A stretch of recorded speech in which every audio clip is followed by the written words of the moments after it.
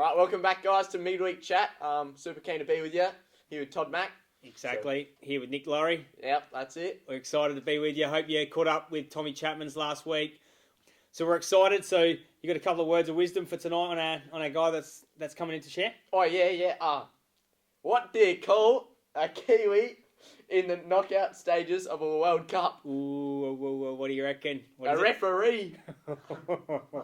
And the next one He's got another one as well. Yeah, the next There's one more is, to come. What's the difference between a Kiwi and a tea bag? Oh. The tea bag stays in the cup longer. Oh. So hint, we got a Kiwi coming in. We've got the big Brad Jones. What do you know about Brad Jones, Nico? Jonesy, I see him tearing up around school on that four-wheel motorbike. Dad, you better be watching him in those Laurie, cameras. get onto him. He's deadly. Oh. So we're going to hear a bit of Brad's testimony tonight, which we're excited about. So yeah, that's it. Some stuff that you guys will not have heard before. So we're excited. So verse of the week, Carlos is jumping in, Nico. So you're out. Kicked out again. You're out, son. Carl, you're in.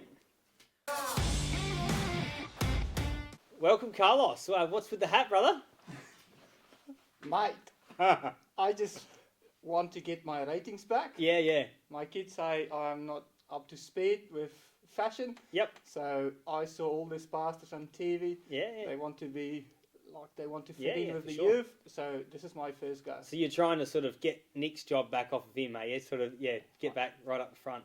Trying hard. Yep, no, it's good. I like it. Keep trying. It's excellent. So, first of the week, Carl, is Colossians 3:13, and it was after an awesome testimony on Sunday from Sarah Richards. How good was that? Excellent, amazing to see where God's taken her and the journey that she's on. Yeah. And the verse is, make allowances for each other's faults, and forgive anyone who offends you, and remember the Lord forgave you, so you must forgive others. Yeah. It's powerful, isn't it? Yeah, it's a great word. And just a little bit about Sarah. It was so amazing to see her, using that word and applying the word. And for her, she literally couldn't feel the love of the congregation before. But when she started to forgive people, she removed the blockage that was in her life, because there was a blockage because she couldn't forgive people. But once she forgave them, everything started to flow. It's like a river that opened up again.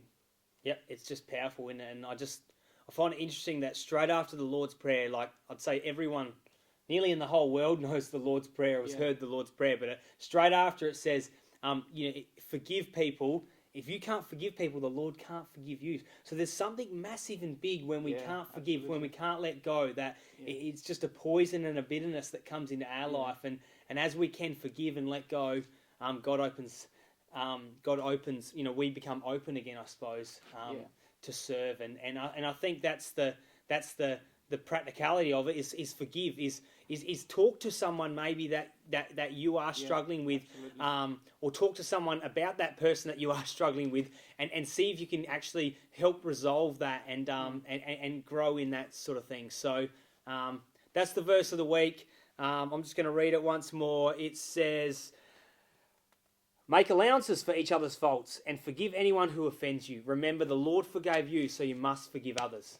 Yeah, powerful. Powerful. So don't relent, just forgive that, take it to the Lord. Yeah. The people that you have to forgive, I know it's very hard, but that's why the Lord died at the cross. Absolutely. To make it a miracle, to make it possible for all of us. Well, I'm done, Carlos. Let's get Jonesy in.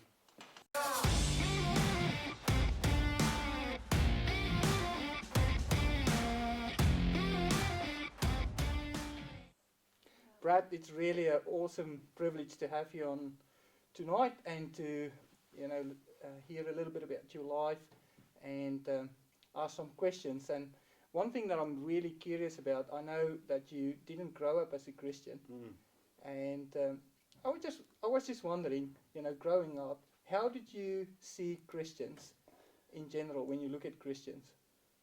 I guess from knowing nothing about it, having family not involved in church or anything at all, I sort of seen it as like all Christians were sort of like head in the clouds, goody two shoes, and so I wanted to be everything opposite to that. Okay. And you know, that was just how warped a point of view is, and an uneducated, and how naive I was. Yeah. So expand a little bit. Did you think like Christians was like, you know, no good, or No, what I was wasn't so that. I thought that I probably thought that they were too good compared to me. like hypocrites? Yeah, that's right. You know, and you know, you see stuff in the news about this and that, and stuff happening within churches, and you think, well, how's that meant to happen with these, like, you know, holy bunch? And but yeah, like I said, I guess growing up, the thing that I look back on now is that no one ever told me about what it actually meant and what it was, and you know, what it was all about. So how did you actually got interested in Christianity? You know, what was your thing that changed your perspective? Well, I started seeing a lady, and she was a Christian, and she basically gave me a chance as a non-Christian bloke, and it wasn't even until about after 2 years after we were married that I actually eventually gave my heart, and that was after her taking a chance on me, and you know, like accepting me for all my flaws and my shortcomings, and it's a real testament to her that she could soften her heart to allow someone like me into it.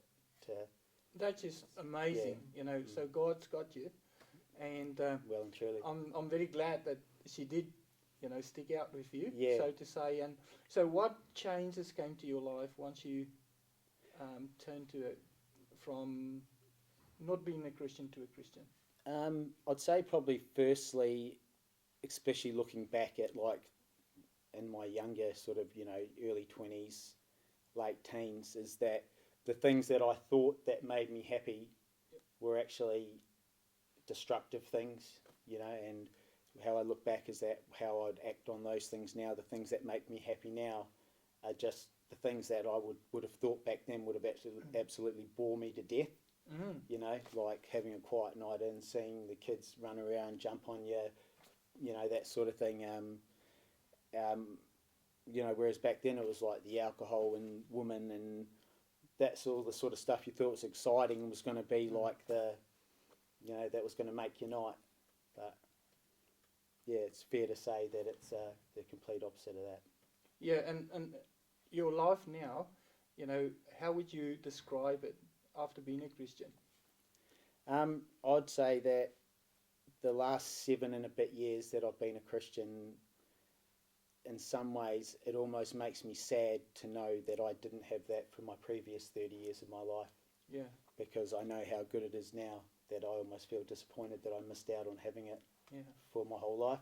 But in some ways, I think as well that actually it allows me to probably maybe appreciate it as well, because not having it and knowing what it is to not have it, to then having it, it's definitely puts it in perspective. But I'd say probably the biggest thing would be is in my Christian walk has been how it's softened my heart. It's just softened my heart to so many things, and you know, like I see instead of that homeless guy on the street drunk thinking, you know, what a waste of what an oxygen fee. Now I think, gee, you know, what has he gone through to be in that position of his life? So everyone's got a story, everyone's got experiences, and it makes me probably.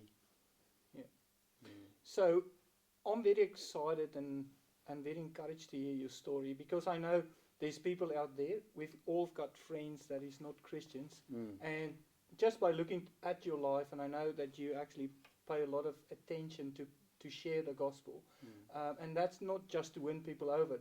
And I believe that's because you believe the difference that it made towards your life. So what would you actually say to people out there that have non-Christian friends, you know, to motivate them to share the gospel? Because you said like you wish you had it.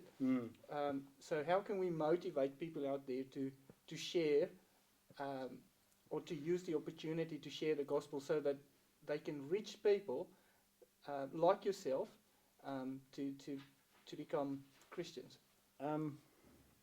I'd probably say don't take yourself too seriously. Like being able to like put your guard down and enable people to laugh, and that really it allows you to endear yourself to them. And when people can laugh and smile and joke together, they're more likely to be able to connect. And whether that's sharing the gospel or, sharing an old story from back in the day, it's just a connection thing, I reckon. It's just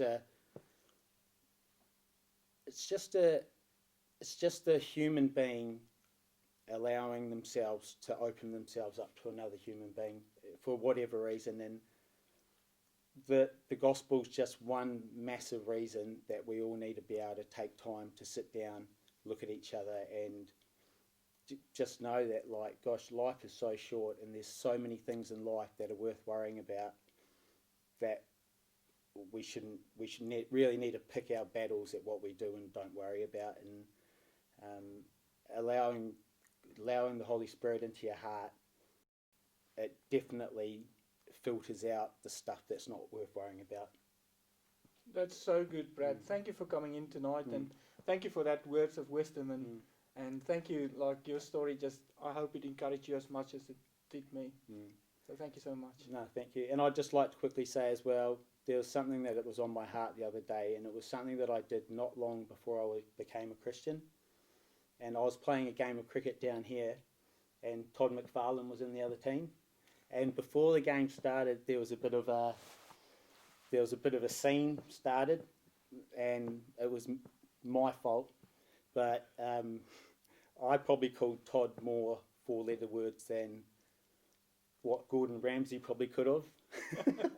And I just look back now, Toddy, and I'm so sorry I did that, mate. That was like, someone like you, that's why I'm glad I'm not that person anymore.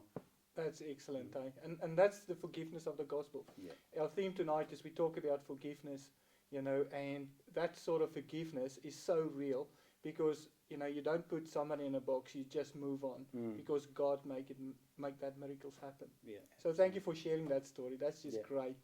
Thank mate. you. Thanks for having me.